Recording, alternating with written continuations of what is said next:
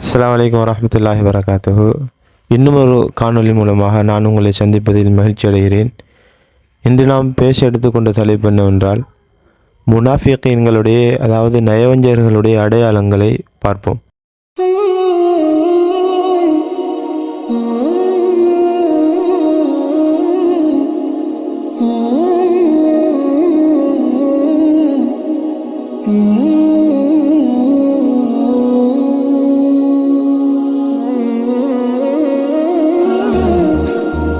பிஸ்மில்லாஹிர் ரஹ்மானிர் ரஹீம். அல்ஹம்துலில்லாஹி ரப்பில் ஆலமீன் வஸ்ஸலாத்து வஸ்ஸலாமு அலா அஷ்ரஃபில் அன்பியால் முர்சலீன் வ அலா ஆலிஹி வ மன் தபிஅஹும் பி இஹ்சானின் இலா யௌமித்தீன். அம்மா பஅத். அல்லாஹு தஆலாவுடைய தூதர் ஸல்லல்லாஹு அலைஹி வஸல்லம் சொன்னாங்க, இந்த முனாஃபிகீன்களுடைய பண்பு இருக்குது.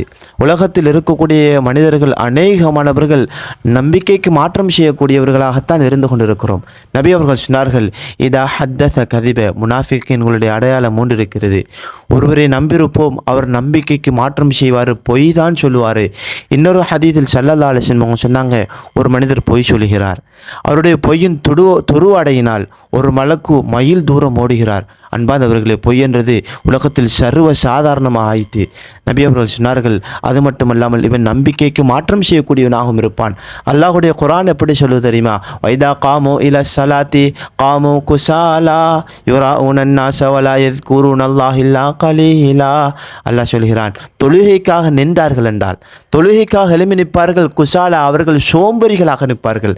வைதா காமு இல ஸலாத்தி காமு குசாலா யுராஊனன் நாஸ், மக்கள் பார்க்கணும், குடும்பம் பார்க்கணும், மனைவி என்ன பார்க்கணும், பிள்ளை பார்க்கணும், வாப்பா தொழுகையாளி, குடும்பம் பார்க்கணும், என்னுடைய மகன் தொழுகையாளி, ஊர் தலைவர் பார்க்கணும், இவர் ஊரில் இருக்கக்கூடியவரில் நல்லவர் தொழுகையாளி என்று பார்க்கணும் என்று யுராஊன் நாஸ், பார்ப்பதற்காக தொழுவார்கள் என்பதாக அல்லாஹு தஆலா சொல்லிவிட்டு இன்னும் தொடர்ச்சியாக சொல்கிறான்.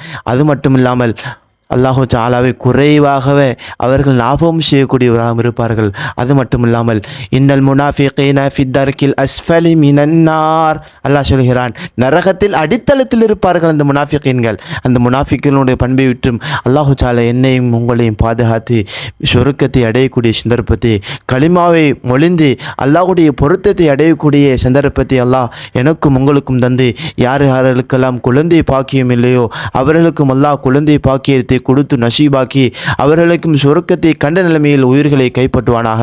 வ ஆகிரு தஅவானா அனில் ஹம்துலில்லாஹி ரப்பில் ஆலமீன்.